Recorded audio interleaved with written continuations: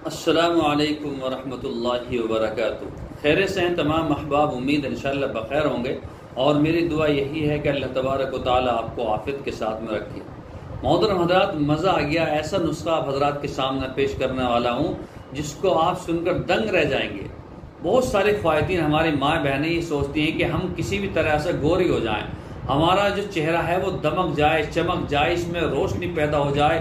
ये चाहती है कि बल्ब से ज़्यादा रोशनी इनके चेहरों में पैदा हो जाए। अल्लाह करे हो जाए। हम तो दुआएं करते हैं अल्लाह ताला इनके चेहरों को नूरानियत से भरपूर और जो है रोशनी अता फरमाए और इनके चेहरों पर जो है नूरानियत अता फरमाए। और इसी मकसद के लिए मैं ये नुस्खा लेकर आया हूँ।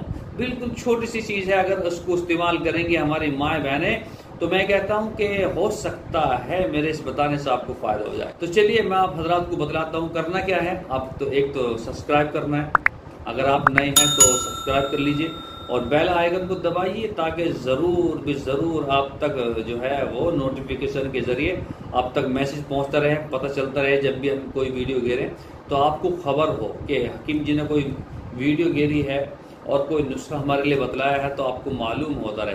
करना क्या है, करना क्या है आपको, दो चीजें मैंने इसमें ऐड की है बस, और करना कुछ नहीं। क्या करना है, एक प्याली लेना है। प्याला होता ना, प्याला, पहले प्याले चलते थे, कुल्फी चलती थी, प्याले चलते थे, ठीक है, तो अब प्याली बोलते हैं, पहला प्याला होता था। तो इसको मैं आसान भाषा में बताता हूं, ठीक है। करना क्या है, आपको एक प्याला लेना है, प्याला या प्याली लेना है या कप लेना है। एक कप चावल लेने सादे वाले, बिल्कुल सफ़ेद वाले, और आधा गिलास अर्क गुलाब लेना है और इसमें ये घेरना है और हल्की हल्की आंच पर इसको पकाना है। जब आपको लगे कि ये बिल्कुल पक गए हैं और इसका हलवा बन गया है तो आप इसको उतार लें। उतारने के बाद में आप इसको एक खरल में घेरें, खरल में या फिर मिक्सी में घेरें, ठीक है, ठंडा करके मिक्सी में घेर लें साफ करके।